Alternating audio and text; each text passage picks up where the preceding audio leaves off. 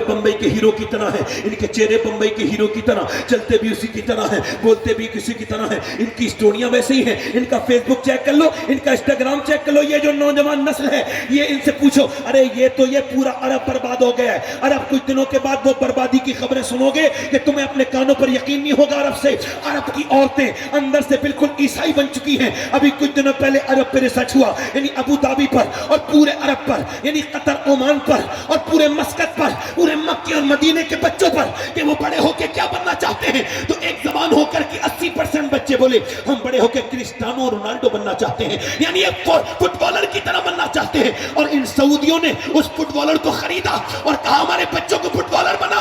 क्या उन सऊदियों के पास कोई ऐसा इंसान नहीं था जिसे वो निसाब में शामिल करवाते, जिसे वो पढ़वाते अपनी किताब स्कूलों में और कहते बच्चों इसकी तरह बनो।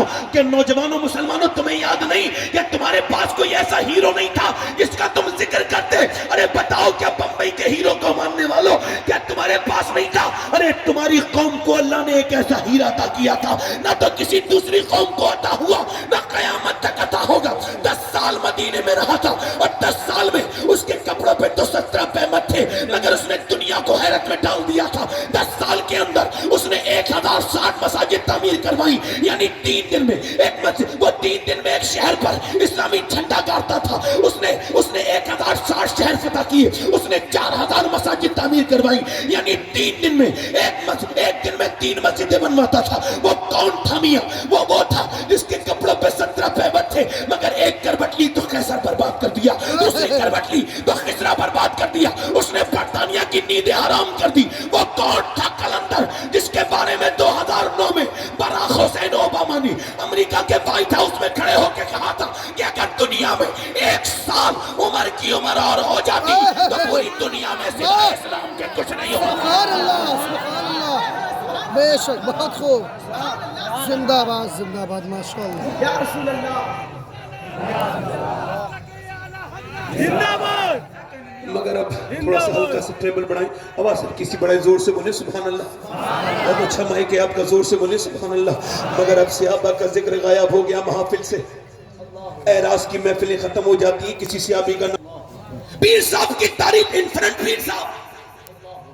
इमाम गजाली कहते हैं रूह की सबसे बड़ी बीमारी है तारीफ सुनना। मौला अली फरमाते हैं तारीफ सिर्फ वही सुनता है जो तारीफ के लायक नहीं होता।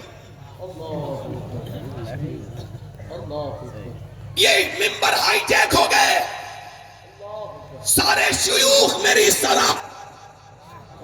मगर एक बात, इस महफिल पे जितना सहाबा का हक है उतना किसी का। वो कहते जब तक महफिल में हमारी तारीफ नहीं होगी उर्स कामयाब नहीं होगा। मैं कहता हूं मियां साहब, आपकी तारीफ से उर्स कामयाब होता है और अबू बकर उमर की तारीफ से उर्स अल्लाह की बारगाह में कबूल हो जाता है। क्या कहने मियां हुजूर, सुभान अल्लाह, सुभान अल्लाह। सहाबा की कोई जिक्र नहीं करता। रे सहाबा तो वो थे मियां जिन्होंने पूरी दुनिया को बताया था। अबू बकर सिद्दीक कौन है, उमर फारूक आजम कौन है? अब कौम को बहुत कम लोगों को इस बात का पता है और फिर बात करते सहाबा की तौहीन होती है। अरे होगी क्यों नहीं, आपने बयान कितना किया है सहाबा। अरे सहाबा इकराम तो वो है कि 1000 का लश्कर, रमजान का महीना और रमजान की बात सुना रहा हूं, जोर से बोलो सुभान अल्लाह। 1000 का लश्कर मक्के से चला है। मेरी बहनें, मेरी बेटियां सुने, कितने का लश्कर बोलो? 1000 का बोलो, पूरा मजमा बोलो, कितने का? दोनों हाथ उठा के बोलो, कितने का? 1000 का लश्कर। और मक्के की औरतों ने जेवर उतार दिए, अपने कंगन, अपने हार, और देख के अबू जहल के बोली लो हमारा माल ले जाओ और आमना के लाल को, आमना के लाल के दीन को खत्म कर दो। तो फिर मदीने की औरतें आई, या रसूल अल्लाह हम गरीब हैं, माल तो नहीं है, मगर 18 साल का लाल ले जाइए और इस्लाम को बचा दीजिए। सुभान अल्लाह,